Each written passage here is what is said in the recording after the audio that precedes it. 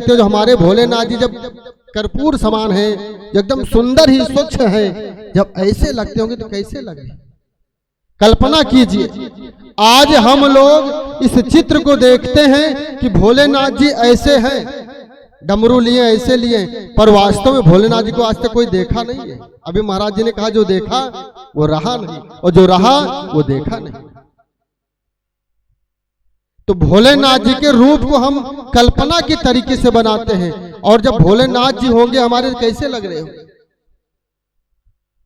तो जो भगवान की कथा है, सुनने में जो रस मिलता है, वो पीने में भी वो रस नहीं आता।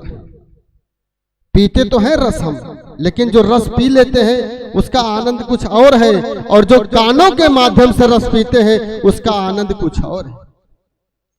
कैसे मीरा जी ने जो पिया था रस, वो आज तक उतरा नहीं है। रस उसे कहते हैं। एक रस और भी है, एक रस और भी है, इस मार्केट में भी है एक रस, जो सुबह पिए शाम को पिए सुबह उतर जाती है। एक रस ये भी है, वो भी 9 रत्न में से एक रत्न है। वो भी एक, अभी आगे चल के बड़ी सुंदर कथा आती है, समुद्र मंथन की कथा आएगी।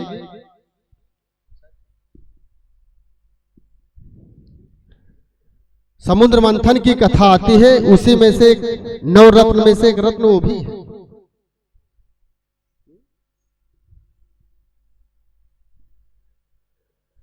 तो वो जो रस है, एक बार पीते हैं और शाम को पिए सुबह उतर जाती है, तो उस रस से क्या फायदा पीने से। रस तो ऐसा पियो जो कि एक बार पी लो दोबारा उतरे ना, उसी को रस कहते हैं। आज भोलेनाथ जी महाराज उस राम राम को जपते हैं, राम राम जपते जपते आज वो अमर हैं, और हम लोग तो मरते हैं जीते हैं, मरते हैं जीते यही करते हैं। पार्वती अम्मा से कहते हैं कि हे देवी, जो राम नाम शब्द है बड़ा मीठा रस है। रा कहकर मुख खुलता है और माँ कहकर मुख बंद हो जाता है, उसी को राम कहते हैं। कृष्ण कहने में हमें थोड़ा बहुत जीभ को टेढ़ा करना पड़ेगा। बूढ़ी बूढ़ी माताएं बैठी हुई हैं, इनसे कहो कृष्ण कहें तो कृष्ण नहीं कह पाएंगी, कह लेंगी। कितनी बूढ़ी माताएं जो कृष्ण कह लेंगी, थोड़ा हाथ उठाकर बताएं, नहीं कह पाइएगा। कृष्ण कहने पर प्रेशर बनता है, और राम कहने पर उल्टा नाम जपत जग जाना, वाल्मीकि भय ब्रह्म समाना। जैसे कि अगर हम एक बार राम उल्टा भी कह देंगे तो तर जाएंगे, पर उल्टा कृष्ण नहीं कह पाएंगे। कुछ लोग कृष्ण की जगह पर कन्हैया कन्हैया कहते हैं, कन्हैया कह लेते हैं कृष्ण कहने पर।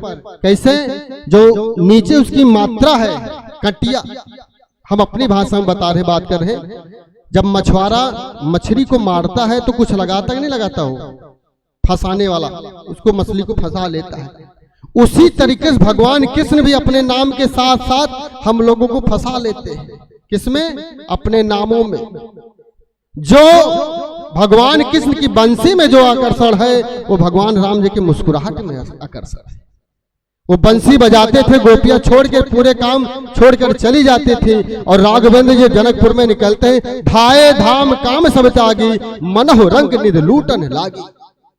जब भगवान के रूप को देखकर मोहित हो जाए, उसी को भक्ति कहते हैं। भक्ति तो तब आएगी जब भगवान भोलेनाथ जी और माँ पार्वती का कथा का रसपान करेंगे। शिव पुराण की कथा क्यों होती है? शिव पुराण की कथा में भक्ति ही भक्ति है। जो शिव और पार्वती की कथा सुन लेंगे, उसके जीवन में भक्ति की कमी नहीं रहेगी, भक्ति ही भक्ति रहेगी। समझ लीजिए, आज कथा का वैसे 4था दिन है।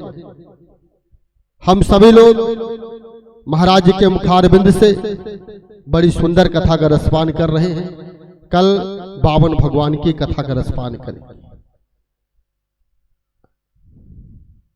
नरेंद्र भैया हमारे बोले बांके बिहारी लाल की।